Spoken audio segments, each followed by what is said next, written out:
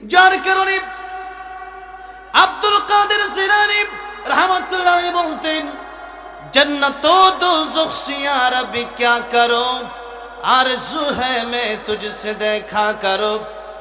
আল্লাহ রাব্বুল আলামিন জান্নাত আর জাহান্নাম দিয়ে আমি কি করব? আল্লাহ রাব্বুল আলামিন যদি তুমি আমার জান্নাতের ভিতরে দিয়ে দাও, আর জান্নাতের ভিতরে গিয়ে যদি তোমার দেখা না পাই, তোমার দিদার নসিব না হয়, আমি আব্দুল কাদের জিলানীর জান্নাতের কোনো দরকার নাই।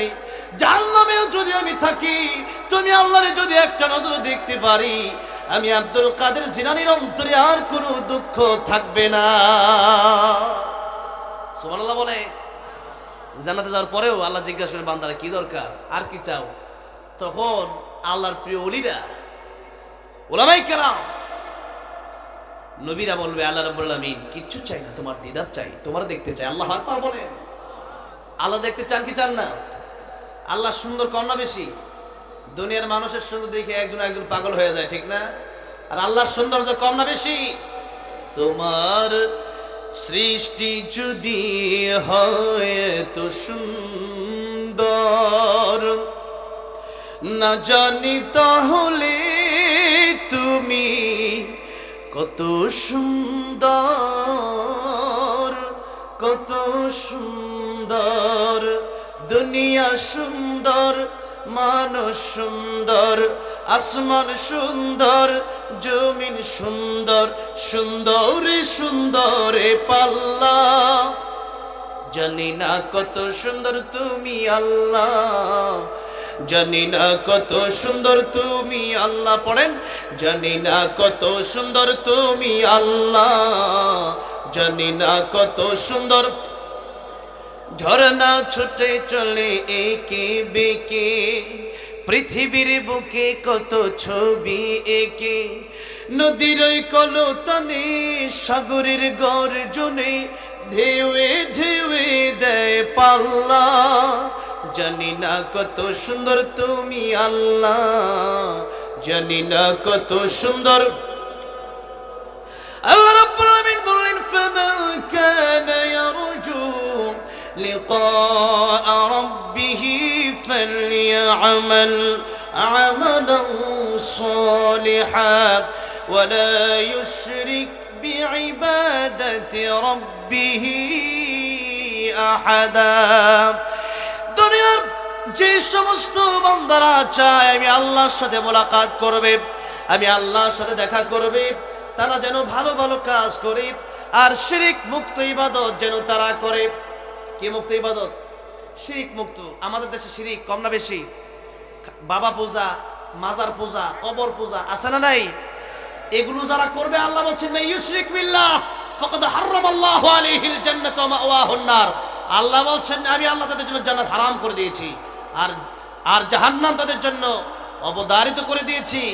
ইন্নাল্লাহা লা ইয়াগফিরু আন ইউশরাকা বিহি ওয়া ইয়াগফিরু মা দুনা যালিকা লিমান ইয়াশা ওয়া মান ইউশরিক বিল্লাহি ফাকাদ ইফতারা ইসমান আযীমা। আল্লাহ বলেন, কিয়ামতের ময়দানে আমি আল্লাহ বান্দার ছোট্ট ছোট্ট এক একটা আমল থেকে সব গুনাহ মাফ করে দেব। সুবহানাল্লাহ। একটা গুনাহ মাফ করব না, সেটা হলো শিরিকের গুনাহ। সেটা কিসের গুনাহ?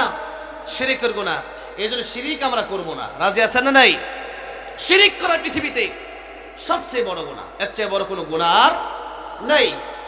তাই লুকমান হাকিম তার সন্তানকে বলছেন, আল্লাহ রাব্বুল আমিন কথাটা কোট করে দিলেন কোরআন শরীফের ভিতরে, ওয়াইদ ক্বালা লুকমানু লিবনিহি ওয়া হুয়া ইয়াইযুহু ইয়া বুনাইয়া লা তুশরিক বিল্লাহ ইন্নাশ শিরকা লাযুলমুন আযীম। আমার সন্তান, শিরিক করবা না। এই দুনিয়ার সবচেয়ে বড় গুনাহ নাম হচ্ছে শিরিক।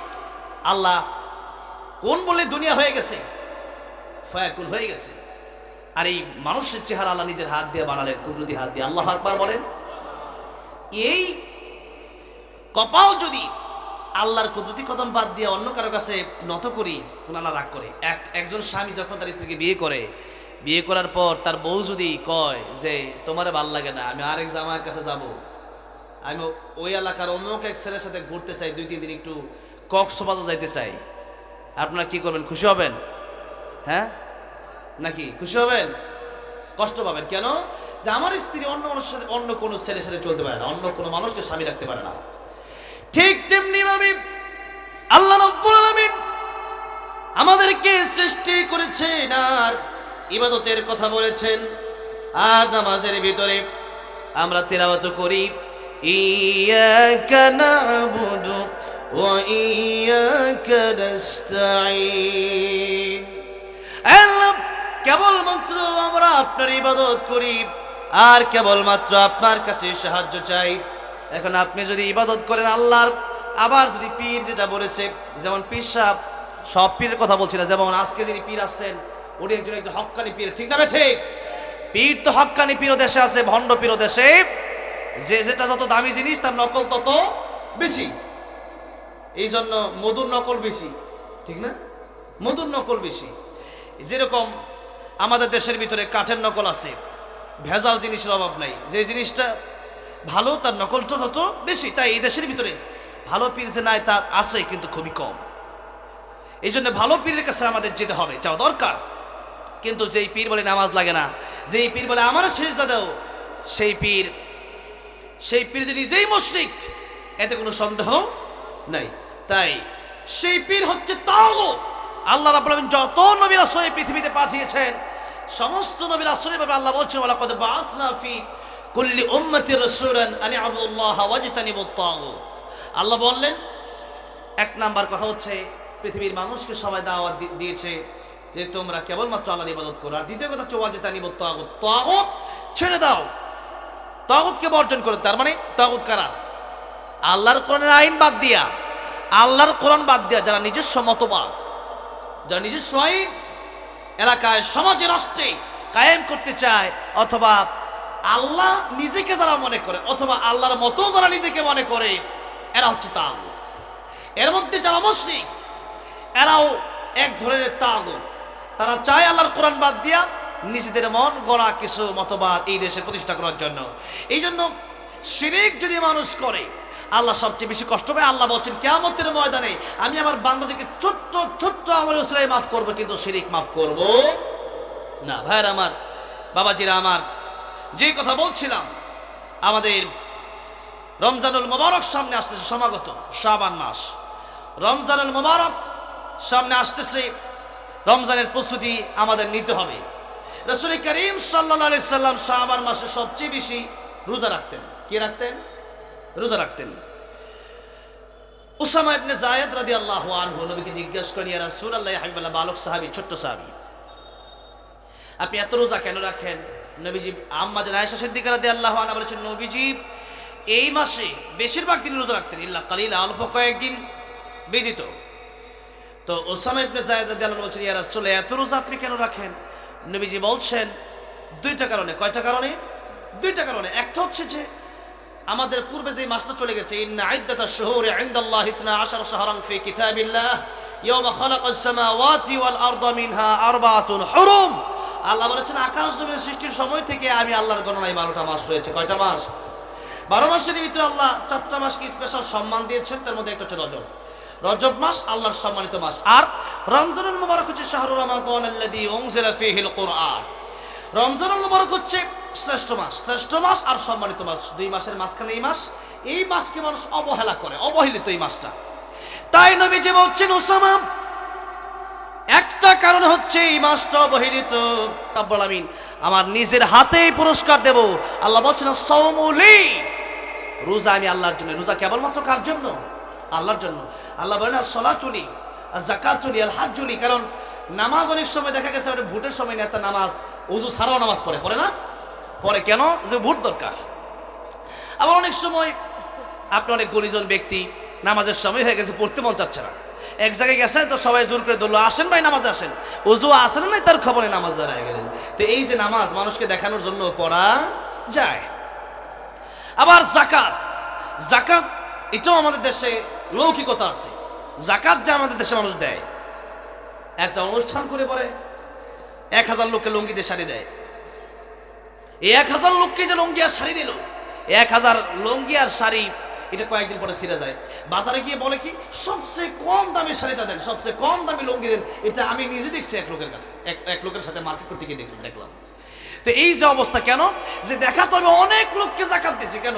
আপনি একটা লোক গরিব মানুষ, তাকে একটা ব্যবসার একটা খাত ধরায় দেন, একটা চার একটা স্টল বানায় দেন, একটা মুদির দোকান দিয়ে দেন, তার একটা রিক্সা অটো রিক্সা কিনে দেন। যেরকমটা যে শেখ আহমদুল্লাহ হাফিজাহুল্লাহ, তিনি আসুন্নাহ ফাউন্ডেশন নিয়ে যে কাজ করতেছেন, উনি দেখবেন মানুষকে এই দোকান নিয়ে দেয়, এরপর আসুন্নাহ ফাউন্ডেশনের রিক্সা অটোগুলো গরিব মানুষকে দিচ্ছে। তাতে করে কি হচ্ছে, একটা অটোর কারণে সারা জীবন মোটামুটি একটা স্বাবলম্বী হতে পারতেছে।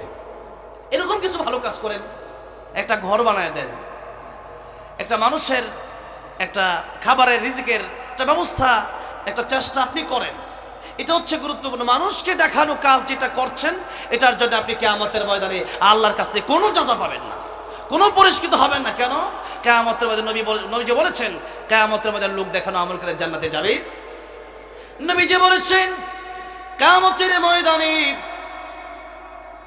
শহীদকে জাহান্নামে দেওয়া হবে, শহীদকে জিজ্ঞাসা করা হবে, তুমি কি করেছিলে আল্লাহর জন্য? শহীদ বলবে, আমি আল্লাহর দিনের রাস্তায় শহীদ হয়ে গিয়েছিলাম, আল্লাহর রাস্তায় জীবন দিয়ে দিয়েছিলাম। বলা হবে, তুমি মিথ্যা বলছো, আল্লাহর জন্য তুমি জীবন দাও নাই, বরং জীবন দিয়েছো এই জন্য যাতে করে মানুষ তোমার শহীদের পরে তোমাকে, তোমার দুনিয়া থেকে চলে আসার পরে মানুষ তোমাকে যেন শহীদ বলে। মানুষ তোমাকে শহীদ বলেছে, আজকের কিয়ামতের কঠিন ময়দানে জান্নাত তোমার নসিব হবে না। আলেমকে জিজ্ঞাসা করা হবে, তুমি আলেম হয়েছিলে কি জন্য? তারা বলবে আল্লাহ তোমার জন্য হয়েছিলাম। আল্লাহ বলবে, আমার জন্য হও নাই। মানুষ তোমাকে কারি বলবে, হাফেজ বলবে, আলেম বলবে, এই জন্য তুমি হয়েছিলে। এরপরে দান যারা করে, এই যে যাকাতের কথাটাও এসেছে, নবীজি বলেছেন, দান যারা করে এরাও কিয়ামতের ময়দানে দেখা যাবে অসংখ্য দানবীরকে জাহান্নামের দিকে টেনে হিচড়ে নিয়ে যাওয়া হচ্ছে। জিজ্ঞাসা করা হবে, কে করেছিল আল্লাহর জন্য? তারা বলবে, আমি দুনিয়াতে এমন টাকা পয়সা কিছু রেখে আসি নাই, সব দান করে দিয়েছি আল্লাহর জন্য। তখন তাকে ডেকে বলা হবে, মিথ্যা বলছো, যা দান করেছিলে মানুষ যেন তোমার দানবীর বলে, এই জন্য তুমি দান করেছিলে। এই জন্য আজকে কোনো যাজা আল্লাহর কাছ থেকে তোমাকে দেওয়া হবে না। সেজন্য লৌকিকতার এই অভ্যাস আমাদের সাধারণতই কম বেশি মোটামুটি আমার মনে হয় এই দেশে 90% মানুষেরই আছে লৌকিকতা, যে মানুষ একটু দেখুক। এই যে এই কাজগুলো, এইগুলো থেকে আল্লাহ আমাদেরকে পরিত্রাণ দান করেন। জুড়ে বলেন আমিন, আরো জুড়ে বলেন আমিন। কেবলমাত্র আল্লাহর জন্য এই জীবনকে কোরবান করার তৌফিক দান করেন। জুড়ে বলেন আমিন। হ্যাঁ বাবাজিরা আমার, খালেক আল্লাহ রাব্বুল আমিনের যেমন সবচেয়ে বেশি দাম, মাখলুকের উপরে যিনি, রমজান মাসের দামটা 11 মাসের তুলনায় ততটা বেশি। এই জন্য রমজানের ব্যাপারে আল্লাহ বলছেন, as-সাওমুলি ওয়া আনা আজজি বিহি, রোজা যারা রাখবে এদের পুরস্কার আমি আল্লাহ নিজে দেব। অন্য রাওয়ায়াতে আসছে ওয়া আনা উজজা বিহি, রোজা যারা রাখবে এদের পুরস্কার আমি আল্লাহ নিজে